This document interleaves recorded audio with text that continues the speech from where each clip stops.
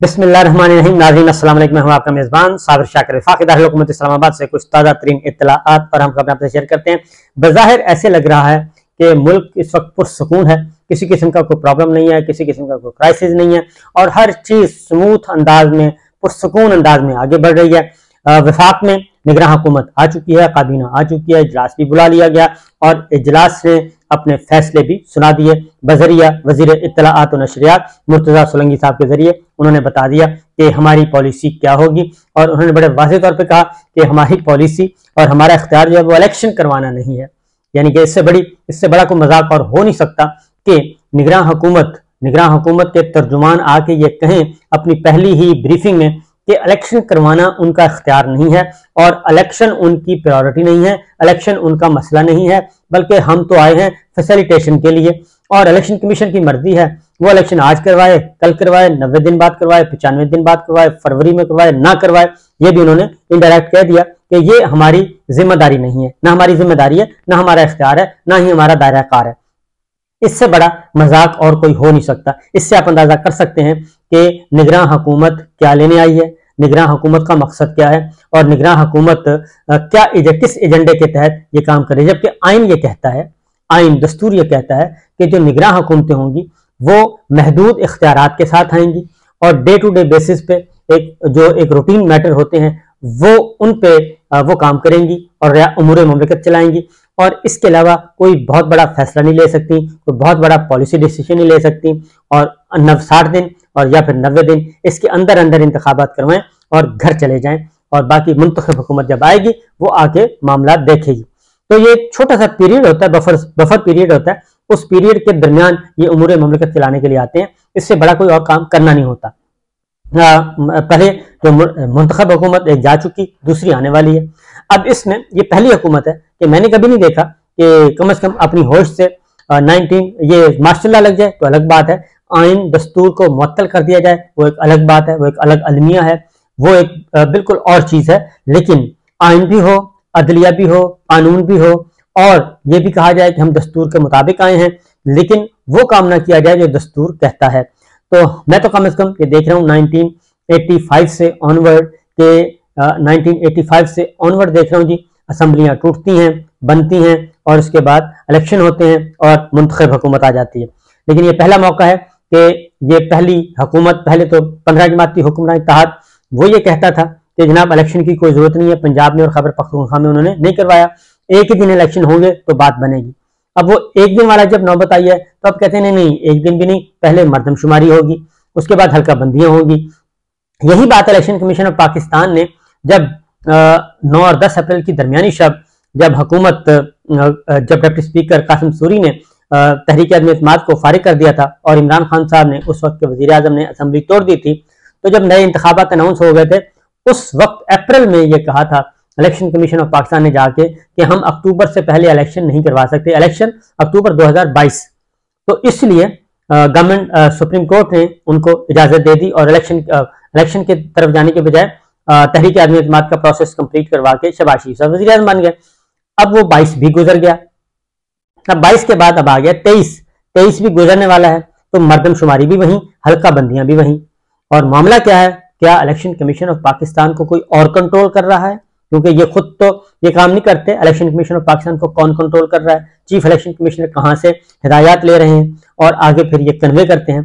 तो ये है असल इशू। तो लिहाजा इलेक्शन कमीशन भी तैयार नहीं है, तो 15 जमातें इलेक्शन के लिए तैयार नहीं थी और अब निगरान हुकूमत आ गई है। निगरान हुकूमत भी वही जुबान बोल रही है कि अब इलेक्शन तो हमारी जिम्मेदारी नहीं है, ये तो इलेक्शन कमीशन की जिम्मेदारी है। यानी ना नौमन तेल होगा ना राधा नाचेगी। निगरान हुकूमत की तरफ से ये मैसेज कन्वे कर दिया गया है कि जनाब हम तो बैठे हैं, हम आराम से आ गए हैं और हमारा जाने का कोई इरादा नहीं है और जब कभी इलेक्शन होंगे तो देखा जाएगा और इलेक्शन की कोई तारीख भी नहीं है। अब ये जो मसला है ये अब आगे की तरफ जा रहा है। उसकी वजह क्या है? उसकी वजह सिर्फ एक ही है, इलेक्शन क्यों नहीं करवाए जा रहे। इलेक्शन मरदमशुमारी मसला है? नहीं, मरदमशुमारी मसला नहीं है, मरदमशुमारी भी मसला नहीं है, हल्का बंदियां भी मसला नहीं है। मसला सिर्फ एक ही है और वो ये है कि पंजाब जो है और खैबर पख्तूनख्वा के मसाइल हैं। पीपल्स पार्टी को सिंध मिल जाएगा वापस, वो वहां से जीत जाएगी, लेकिन पीपल्स पार्टी को तो उस वक्त सिंध दिया जाएगा, पीपल्स पार्टी का भी मैंडेट सिंध में उस वक्त तस्लीम किया जाएगा जब पंजाब में पाकिस्तान तहरीक इंसाफ नहीं होगी, पंजाब में वो कहते हैं मुस्लिम लीग नवाज को दिया जाए। ये लड़ाई बदस्तूर वही उसी डगर पे चल रही है कि पंजाब मुस्लिम लीग नवाज को दे दें, खैबर पख्तूनख्वा मौलाना फजलुर रहमान साहब और अदर्स को दे दें, और पीटीआई को करें माइनस, इमरान खान साहब को करें माइनस, और उसके बाद इलेक्शन होंगे। अब ऐसी कोई चीज है नहीं, सिनेरियो में ऐसी को बन नहीं रहा। ग्राउंड रियलिटी जमीनी हक़ाइक़ से बिल्कुल मुख्तलिफ है, और वो है पंजाब और खैबर पख्तूनख्वा में क्लीन स्वीप है पाकिस्तान तहरीक इंसाफ का और इमरान खान का। एक कैदी बैठे हैं, कैदी नंबर 804, उनको पहले तो 180 मुकदमात दर्ज कर दिए गए, जेल में होते हुए भी उन पर एक मुकदमा दर्ज हो चुका है साइफर का, और उन पर मुसलसल मुकदमे हो रहे हैं, जेल में है लेकिन मुकदमे दर्ज हो रहे हैं। तो ये सब कुछ करने के बाद उनको सजा भी दिलवा दी गई, और सजा जिस तरीके से दिलवाई गई दुनिया तस्लीम नहीं कर रही है उसको, और जाहिर है तस्लीम कर भी नहीं सकते कि आप यकतरफा तौर पर फैसला सुना दें और जैसा आप कहें कि जी मैंने तो ये फैसला सुनाना ही सुनाना है, किसी ने सुनना है सुने, नहीं सुनना ना सुने, वो फैसला सुनाते हैं और अगले दिन वो बैरून मुल्क चले जाते हैं उसी रात। तो ये सिचुएशन चल रही है, उसको दुनिया तस्लीम नहीं कर रही। अब कैदी नंबर 804 इमरान खान साहब, उनके साथ बहुत सारे मामला, उनको पैगाम भी भेजे गए, मुलाकाती भी गए अटक जेल में, और मुलाकातियों को भी मायूस लौटना पड़ा, और हमारी इत्तला के मुताबिक इमरान खान साहब ने मुलाकात ही नहीं की मुलाकातियों से, क्योंकि जो मुलाकाती वो बुलाना चाह रहे हैं उन मुलाकातियों को जेल में जाने नहीं दिया जाता। उनकी कानूनी टीम है, आईनी माहिरीन है, कानून वकला है, लीगल टीम है, वो उनको अब तक एक्सेस नहीं दी जा रही इमरान खान साहब से मिलने के लिए। 15 दिनों में सिर्फ 2 वकील मिले हैं, एक दफा और दूसरा लास्ट टाइम 2 दिन पहले मिला। ये है टोटल उनकी मुलाकातें, और 2 दफा बुशरा बीबी मिली हैं। ये सिचुएशन है जो उनको अदालती अहकाम पर अमल दरामद नहीं किया जा रहा, उनको जरूरी अशिया जो इस्तेमाल किए वो नहीं दी जा रही, यहाँ तक कि कुरान मजीद भी नहीं उन तक पहुंचाया जा रहा। ये है असल हकीकत, और वो मान नहीं रहे इमरान खान साहब। कैदी नंबर 804 वो किसी किस्म का समझौता करने के लिए तैयार नहीं, और वो पहले दिन से कह रहे हैं कि इनका इरादा नहीं है इलेक्शन करवाने का, और उस वक्त पाकिस्तान पीपल्स पार्टी और सारी जमातें जो हैं मुतहर्रिक जो हुई थी वो गैर मुतहर्रिक रहीं और इमरान खान साहब के को अपोजिशन करते रहे। अब मामला जो है वो चीजें अब खुलकर सामने आना शुरू हो गई हैं। जब आना शुरू हुई हैं तो हालात वाक़यात अब समझ आना शुरू हो गए हैं पाकिस्तान पीपल्स पार्टी को भी और दीगर जमातों को भी। अब हो ये रहा है, जब से इमरान खान साहब ने इनकार किया है और काबीना का इजलास भी हो गया है, निगरान काबीना का, और उन्होंने भी कह दिया है, तो लिहाजा अब इलेक्शन जो है वो इलेक्शन अब सबको नजर आ रहे हैं कि जी ये तो नहीं होने वाले। अब मामला पहुंचना है सुप्रीम कोर्ट ऑफ पाकिस्तान में, और सुप्रीम कोर्ट ऑफ पाकिस्तान में आज एक और अहम केस था, और वो था नैब तरमीम के हवाले से।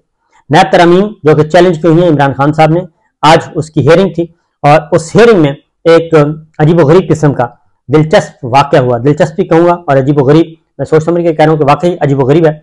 46 समातें हो चुकी हैं इस मुकदमे की, 46 हियरिंग्स हो गई हैं। उसके सुन रहे हैं चीफ जस्टिस उमरता बंदयाल साहब, जस्टिस एजाजुल हसन साहब और जस्टिस मंसूर अली शाह साहब। आज जब हियरिंग हुई अचानक, तो सैयद मंसूर अली शाह साहब जो हैं वो कहते हैं कि जनाब मैं पहले कुछ अर्ज करना चाहता हूं, और उन्होंने ये अर्ज किया कि फुल कोर्ट बनाया जाए, यानी 46 समातों के बाद वो कहते हैं कि फुल कोर्ट बनाया जाए ऐसे वक्त में जबकि फैसला होने वाला है। लिहाजा उन्होंने कहा फौजी अदालतों से मुतालिक भी केस में 22 जून को मैंने नोट लिखा था, तो supreme court practice and procedure bill के आने के बाद इस केस को भी फुल कोर्ट सुनना चाहिए। अब ये सिंपल ये बात थी कि ये उनको शायद अंदाजा हो गया होगा, क्योंकि जो आर्गूमेंट्स हुए हैं वो तो जा रहे हैं दूसरी तरफ, क्योंकि इसमें पूरे का पूरा रिकॉर्ड सुप्रीम कोर्ट ने मंगवाया हुआ है। नैब के मुकदमात का सील बंद लिफाफा है, वो पड़ा है, उसमें 400 तकरीबन मुकदमात हैं इस NRO 2 ये नैब तरामीम में दिए गए हैं। 400 मुकदमात, और सब के सब जो है एलीट है, पॉलिटिकल एलीट, उन सबको फायदा पहुंचा है, और मोस्टली वो PMLN है, उनको फायदा पहुंचा है। और इनकी वर्थ जो है वॉल्यूम पैसों के एतबार से 400 केस हैं और 1400 अरब रुपया है, जो कि कौमी खजाने में जिसको जाना चाहिए और लोगों को जेलों में जाना चाहिए, वो सारा NRO 2 की नजर हो गया, बाजवा साहब एंड कंपनी, और उसके बाद ये सारा कुछ हो चुका है। लिहाजा इमरान खान साहब गए हुए हैं कि ये नैब तरामीम गलत है, और ये तो सारे का सारा प्रोसीजर ही फारिग कर दिया गया। उस पर हियरिंग्स हैं, समात मुकम्मल हो चुकी है, लेकिन मंसूर अली शाह साहब के फुल कोर्ट की बात कर दी।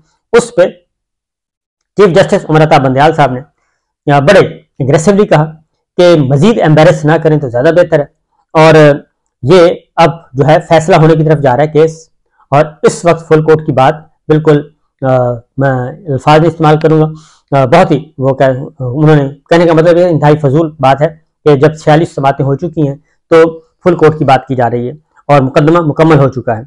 इस पे चीफ जस्टिस साहब ने ये कहा कि वकला को हम टाइम तैयारी के लिए 1 हफ्ते का टाइम दे रहे हैं, 1 हफ्ते के बाद आएँ और इसको मेरिट पे भी सुनेंगे, अदरवाइज भी सुनेंगे और इसकी मेंटेनेबिलिटी पे बात करेंगे और इस पे आके तो आगे जाके बात करेंगे और इसके पे फैसला सुनाएंगे। तो जस्टिस मंसूर अली शाह साहब की बात को नहीं माना चीफ जस्टिस उमर बंदयाल साहब ने और मखदूम अली खान चीफ जस्टिस मंसूर अली शाह के सवालों पर तैयारी करके आए। क्या ये केस को अलग केस है जिस पर कानून लागू नहीं होता? चीफ जस्टिस ने कहा हर केस के अपने हकायक और मेरिट्स होते हैं।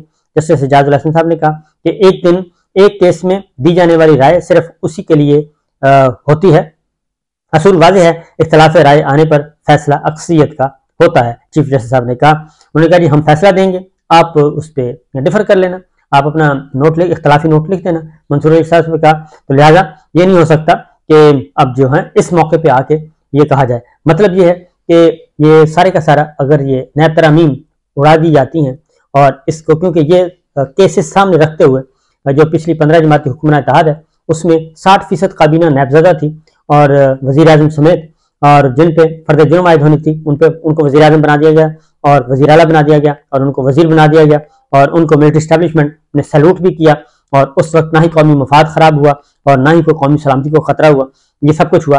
और उसके बाद फिर 15 महीनों में उसी हुकूमत ने जो किया मईशत के साथ वो हमारे सामने है।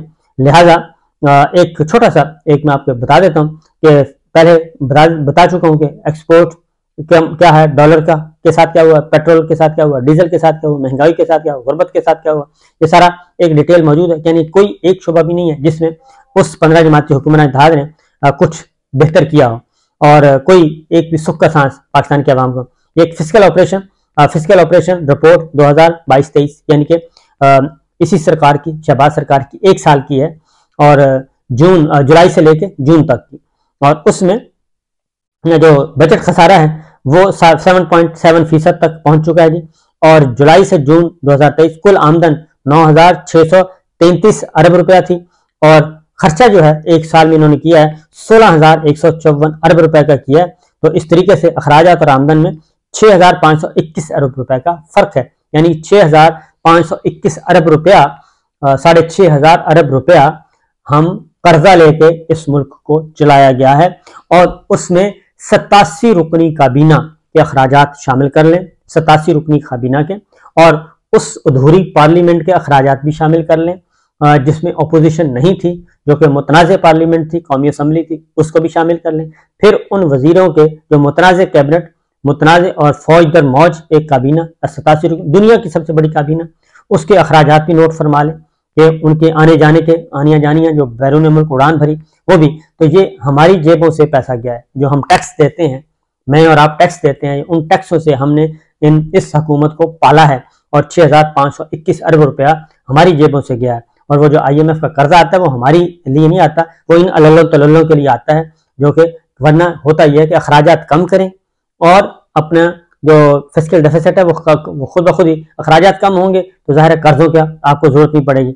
और इसमें ये सारा कुछ बताने के बाद अगला नॉन टैक्स आमदन 1,814 अरब रुपए रही और गुज़श्ता बरस 14,583 अरब रुपए के जारी अखराजात किए गए और सूद की अदायगियों में 5,831 अरब रुपया किया गया और दिफा पर 1,585 अरब रुपया खर्च किया गया गुज़श्ता बरस।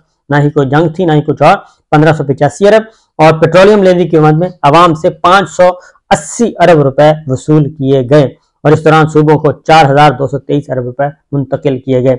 ये है हमारी सूरत हाल और ये हैं मामलात जनाब। अब आप खुद सोच लीजिए कि 15 जमातों ने हमारे साथ क्या किया और ये क्या करने जा रहे हैं। इजाज़त दीजिए, अल्लाह।